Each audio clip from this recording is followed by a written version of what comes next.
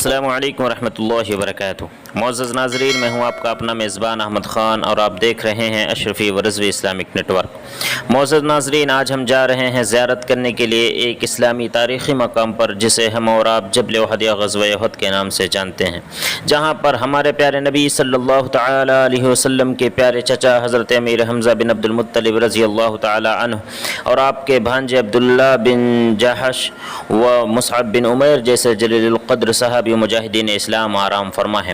یہ آپ کی نگاہوں کے سامنے یہ نظارے ہیں، یہ منظر ہیں جبل احد کے جو مدینہ الرسول صلی اللہ تعالی علیہ وسلم میں موجود ہے۔ جبل احد مسجد نبوی شریف سے تقریباً 3 سے 4 کلومیٹر کے فاصلے پر شمالی جانب ایک پہاڑ ہے جو تاجدار مدینہ صلی اللہ تعالی علیہ وسلم کو بڑا محبوب تھا۔ اس کی طرف اشارہ کر کے فرمایا کرتے تھے، ہم اس سے محبت کرتے ہیں اور یہ ہم سے محبت کرتا ہے۔ جبل احد مدینہ شہر سے بخوبی نظر آتا ہے۔ یہ شرق غرباً دور تک پھیلا ہوا ہے جس کی مسافت تقریباً 5 سے 7 کلومیٹر بنتی ہے۔ اس پر سبزہ کا نشان تک نہیں اور دور سے دیکھا جائے تو سرخی مائل لگتا ہے۔ قریبی وادی کا نام وادی قنات ہے، جس کے ایک کنارے پر ایک چھوٹا سا ٹیلہ ہے جس کو جبل عنین کہتے ہیں۔ اسے عنین اس لیے کہتے ہیں کہ اس کے قریب میں پہلے 2 چشمے تھے۔ غزوہ احد کے وقت آپ صلی اللہ تعالی علیہ وسلم نے 50 تیر اندازوں کو یہی متعین فرمایا تھا جن کی ذمہ داری تھی کہ دوران جنگ مجاہدین کے عقب کو حملہ آوروں سے محفوظ رکھا جائے، اس لیے اس ٹیلے کو اب تیر اندازوں کا ٹیلہ کہا جاتا ہے۔ ماہ شوال میں جبل احد کے قریب مشرکین مکہ اور مدینہ کے مسلمانوں کے درمیان جو جنگ ہوئی وہ غزوہ احد کے نام سے مشہور ہے۔ جنگ بدر کے 13 ماہ بعد ابو سفیان کے زیر کمان 3000 جنگجو مشرکین کا لشکر 12 دن کی مسافت طے کر کے مسلمانوں پر حملہ کرنے کے لیے مکہ سے مدینہ پہنچا اور شہر کے شمالی جانب خیمہ زن ہوا۔ پہنچتے ہی گھوڑوں اور اونٹوں کو کھلا چھوڑ کر فصلوں کو تباہ کر ڈالا۔ جنگ بدر میں ہزیمت سے سبق لیتے ہوئے چوکس ہو گئے تھے، اسی لیے سفارائی کا خاص طور پر اہتمام کیا۔ انصار مدینہ کو توڑنے کے لیے ابو سفیان نے ان کو پیغام بھیجا کہ ان سے لڑنے نہیں آئے ہیں، ان کی دشمنی صرف مہاجرین کے ساتھ ہے، اس لیے ان کا ساتھ چھوڑ دیں، مگر انہوں نے انکار کرتے ہوئے حضور صلی اللہ علیہ وسلم کا ساتھ دینے کا اعلان فرما دیا۔ معزز ناظرین، اب آپ کی نگاہوں کے سامنے یہ جو میدان نظر آ رہا ہے، اس میں جو قبر انور نظر آ رہی ہے، یہ قبر انور حضرت امیر حمزہ ابن عبد المطلب رضی اللہ تعالی عنہ کی ہے، اور آپ ہی کے ساتھ اس قبر انور میں مورخین نے نقل فرمایا ہے، لکھا ہے کہ آپ ہی کے ساتھ آپ کے بھانجے عبداللہ بن جحش اور مصعب بن عمیر کو دفن فرمایا گیا ہے۔ مسلمانوں، یہ جو آپ قبر انور دیکھ رہے ہیں اور باقی آگے کی سائیڈ میں آپ کو نظر آئے گا، مسافت دور ہے اس لیے آپ کو نظر نہیں آ رہا ہوگا، آگے کی سائیڈ میں باقی شہدائے احد کی قبر انور موجود ہے۔ آئیے بالمختصر مارکے احد پر نظر ڈالتے ہیں۔ ہمراور مشرکین مکہ کو مسلمانوں کے مقابلے میں تعداد اور سامان حرب کی برتری حاصل تھی۔ مسلمانوں کی تعداد شروع میں 1000 تھی، مگر منافقین کی سازش سے 700 رہ گئی۔ سورج طلوع ہوتے ہی دونوں لشکر سفارہ ہو گئے۔ آپ صلی اللہ علیہ وسلم نے خود فوج کی صف بندی فرمائی۔ آپ کے ہاتھ میں ایک تلوار اور 2 زریں تھیں۔ اعلان جنگ ہوا تو بنی حوازن کے مشرک آگے بڑھے۔ مسلمان تیر اندازوں نے ان پر تیروں کی بارش کر دی۔ اس کے بعد گھڑ سوار اور پیدل دستوں نے حملہ کیا، ان پر بھی تیر برسائے گئے، جس کے نتیجے میں گھڑ سوار گرنے شروع ہو گئے اور گھوڑوں نے خود اپنے سواروں کو ہی کچلنا شروع کر دیا۔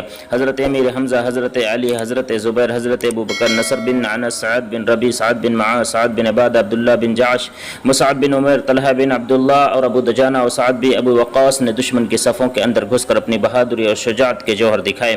امیر حمزہ رضی اللہ تعالی عنہ دونوں ہاتھوں سے تلوار گھماتے ہوئے آگے بڑھے اور عرب کے مشہور پہلوان سب بن عبداللہ علوزہ پر بھرپور وار کر کے اسے جہنم رسید فرما دیا۔ جو ہی پلٹے چٹان کی اوٹ سے غلام وحشی بن حرب نے، جس کو اس کام کے بدلے آزاد کرنے کا وعدہ کیا گیا تھا، اپنا نیزہ آپ رضی اللہ تعالیٰ عنہ کے ناک مبارک پر پھینکا، جو پار ہو گیا اور آپ شہید ہو گئے۔ انا للہ و انا الیہ راجعون۔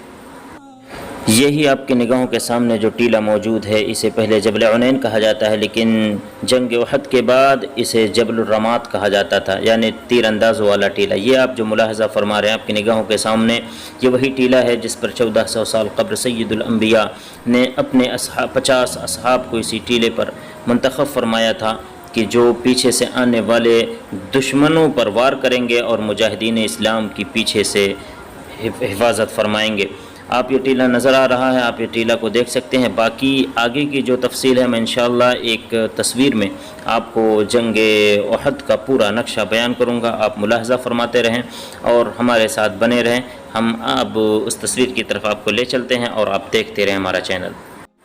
آپ کی نگاہوں کے سامنے یہ جو تصاویر نظر آ رہی ہے جس پہ جبل الرمات لکھا ہوا ہے اور میں نے اس کو مارک بھی کیا ہوا ہے، یہی وہ ٹیلہ ہے جس پر تیر اندازوں کو نبی کریم صلی اللہ علیہ وسلم نے منتخب فرمایا تھا اور فرمایا تھا جب تک میرا حکم نہ ہو جب تک آپ کو اس ٹیلے سے نیچے نہیں اترنا ہے۔ آپ ملاحظہ فرمائیں یہ جو گرین تیر کا نشان بنا ہوا ہے، ایک طرف جبل احد ہے، دوسری طرف جبل رمات ہے، اور داہنی جانب سے جدھر سے گرین تیر کا نشان بنا ہوا ہے ادھر سے مسلمانوں کا لشکر ہے، اور جدھر سے ریڈ تیر کا نشان ہے ادھر سے مشرکین کا لشکر آمنے سامنے ہو رہا ہے۔ بعد میں کفار و مشرکین کا یہ لشکر میدان چھوڑ کر کے پیچھے ہٹ جاتا ہے اور 3 جہتوں کی طرف منقسم ہو جاتے ہیں۔ تو مسلمانوں نے سوچا کہ شاید اب کفار یہاں سے جنگ ہار کر بھاگ چکے ہیں، تو اس ٹیلے سے کچھ چند مسلمان ٹیلے سے نیچے اتر کر مال غنیمت لوٹنے لگتے ہیں۔ جب ایک کافروں کا لشکر 3 جہتوں کی طرف منقسم ہوتا ہے تو اکرمہ بن ابو جہل جبل احد کے پیچھے چلا جاتا ہے اور قریش کا وہ لشکر پیچھے ہٹ جاتا ہے، لیکن خالد بن ولید اپنے چند سپہ سالاروں کو لے کر کے جبل رمات کے پیچھے یعنی تیر اندازوں والے اس ٹیلے کے پیچھے آ جاتے ہیں۔ تیر انداز کے اس ٹیلے کے پیچھے سے آ کر کے یہاں تعداد مسلمانوں کی کم ہو چکی تھی، اصحاب مصطفیٰ کے یہاں تعداد کم ہونے کا وہ فائدہ اٹھاتے ہیں اور پیچھے سے خالد بن ولید اپنے سپہ سالار کو لے کر کے میدان احد میں دوبارہ کود پڑتے ہیں، جس سے مسلمانوں کا بڑا خسارہ ہوتا ہے۔ جو آپ دیکھ رہے ہیں خالد بن ولید کا یہ راستہ، پہلا والا یہ راستہ جبل رمات سے بالکل پیچھے جو ریڈ لائن کھینچی ہوئی ہے، یہاں سے پیچھے سے مسلمانوں پر حملہ ور ہو جاتے ہیں۔ دشمن نے جب پیچھے سے حملہ کر دیا تو مسلمانوں میں تمام نظم و ضبط ٹوٹ گیا اور افراتفری مچ گئی۔ حضور اقدس مجاہد اعظم صلی اللہ علیہ وسلم اپنی جگہ پر چٹان کی طرح موجود رہے اور شمع رسالت کے پروانے جن کی تعداد تقریباً 20 تھی آپ کی حفاظت کرتے رہے۔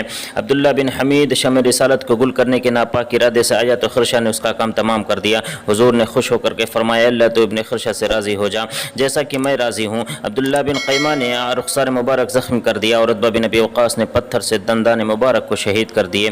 14 مسلمان خواتین غزوہ احد میں زخمیوں کی مرہم پٹی کرنے اور ان کو پانی پلانے پر مامور تھیں۔ اسی دوران آقا دو جہاں صلی اللہ علیہ وسلم کی شہادت کی افواہ گشت کرنے لگی، جسے سن کر دشمن کے حوصلے بڑھ گئے اور مسلمان کے اندر مایوسی کی لہر دوڑ پڑی۔ ابو سفیان نے لاشوں کو شناخت کرنا شروع کر دیا۔ جب کامیابی نہ ہوئی تو پکار کر پوچھا حضور صلی اللہ علیہ وسلم ابھی تک زندہ ہیں؟ فاروق اعظم نے پرجوش الفاظ میں جواب دیا ہاں وہ زندہ ہیں اور تمہاری آواز بھی سن رہے ہیں۔ اس کے بعد ابو سفیان کے عقل پر ایسا پردہ پڑا کہ لشکر کو واپسی کا حکم دے دیا۔ جنگ میں اہل اسلام کو بڑا خسارہ ہوا جس میں 70 صحابہ کرام شہید ہو گئے۔ باقی آپ لوگوں نے مارکہ احد کے تمام تر گرد و نواح کے تمام مناظر کو ملاحظہ فرما لیا ہوگا۔ اب آپ کا میزبان آپ سے اجازت چاہتا ہے۔ السلام علیکم ورحمۃ اللہ وبرکاتہ۔